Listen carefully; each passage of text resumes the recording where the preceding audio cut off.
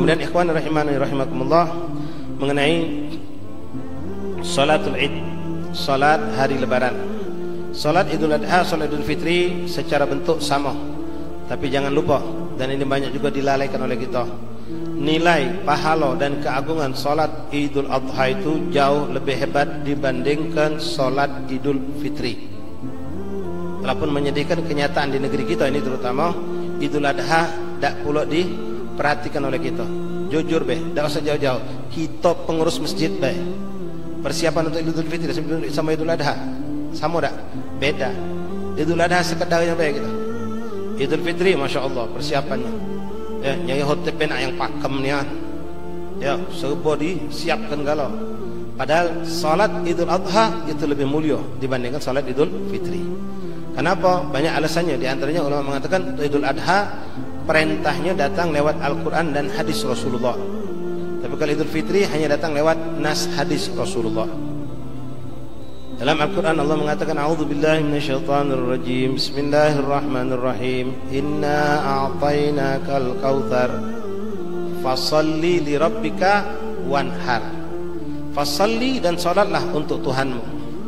Di situ maksudnya salat Idul Adha.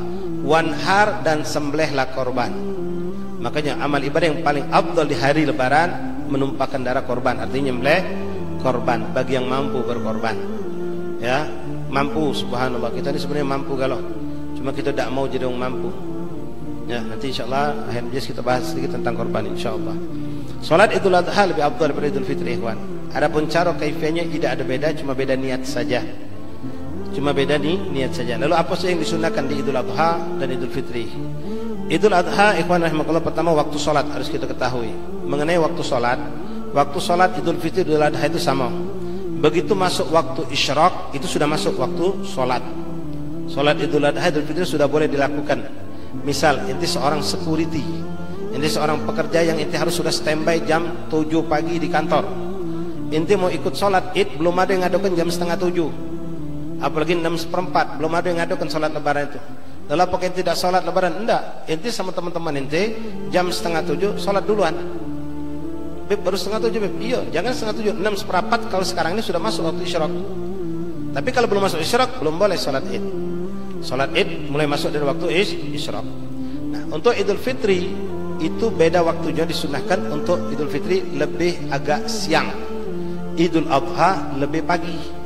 Jadi kalau kemarin kamu ngatur salat Idul Fitri jam 7:15, sekarang jam 7 kalau baca, atau 7 kurang 10 barangkali. Itu dari maghrib isyraq sampai kapan? Sampai tergelincir matahari, sampai masuk waktu zuhur. Artinya gimana? Kita boleh salat walaupun tidak ada waktu yang kebanyakan masjid ngadokan. Masjid jam 7 ngadokan, kebetulan kita waktu itu lagi sakit, ada gawe, ada dalam perjalanan, belum nyampe rumah jam 10, salat Id. Jangan kita jadi orang bodoh yang mengatakan pas nyampe ke rumah jam 10, udah gara-gara macet aku udah sempat salat Id tahun ini. Nah, siapa bilang kau masih sempat? Jam 10 akhir salat itu jam zuhur 12:08 kurang lebih sekarang ini. Artinya kau masih mampu untuk salat Id, salat sendiri di rumah, salat sama keluarga di rumah, itu diperbolehkan. Ya, jadi waktunya seperti itu. Nah, untuk Idul Adha disunahkan lebih pagi. Lebih pagi. Ini gara-gara Idul Adha disunahkan lebih pagi. Disunahkan lebih pagi. Kemudian disunahkan Idul Adha ini kita imsak. Dari semenjak masuk waktu subuh sampai salat Id selesai, disunahkan imsak. Apa itu imsak? Menahan diri dari makan dan minum. Jadi jangan makan, jangan minum dari semenjak adzan subuh sampai selesai salat Id. Selesai salat Id baru kita pecahkan. Uji basong Palembang itu puasa burung. Puasa burung. Tak tahu juga ngapa pacak namanya puasa burung itu. Iya benar. Puasa namanya puasa burung. Jadi puasa dari semenjak subuh adzan, cak kita bulan puasa itulah.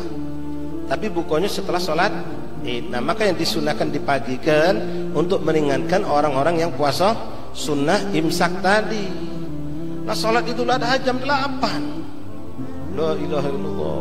Jam 8 baru sholat Idul Adha. Khotibnya khotbah setengah jam, 8:30. Apa uji kamu? Ay puasa nian gitu nih.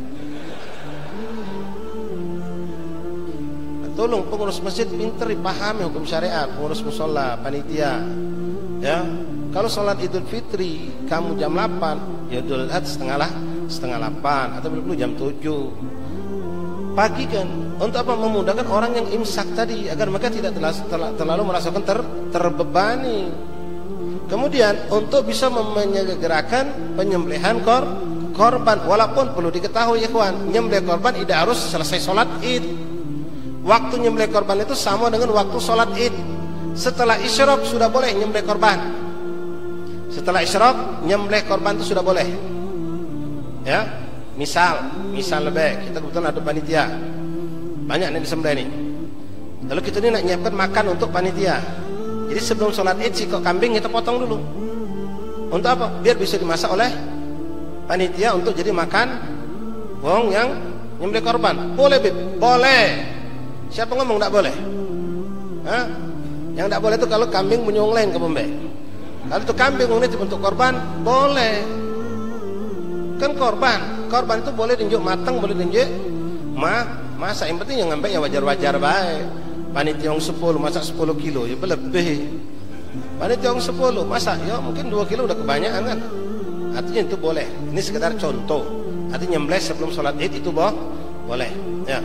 Nah, jadi pagi kan sholat Id itu.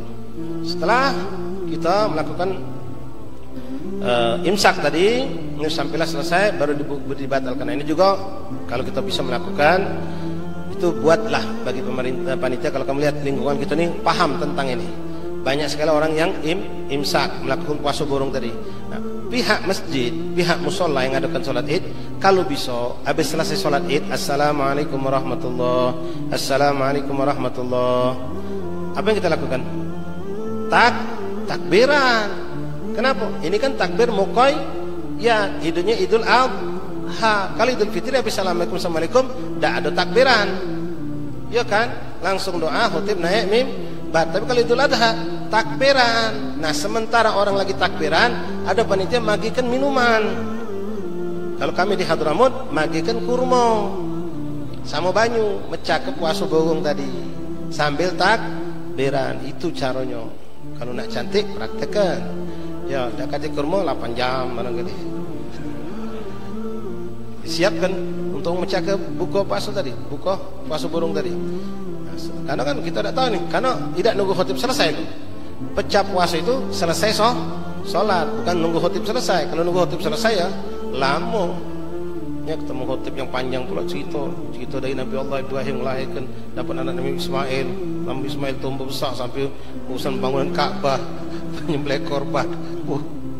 Panjangnya ceritanya. Nah, jadi itu imsak sunnah lalu dibuka.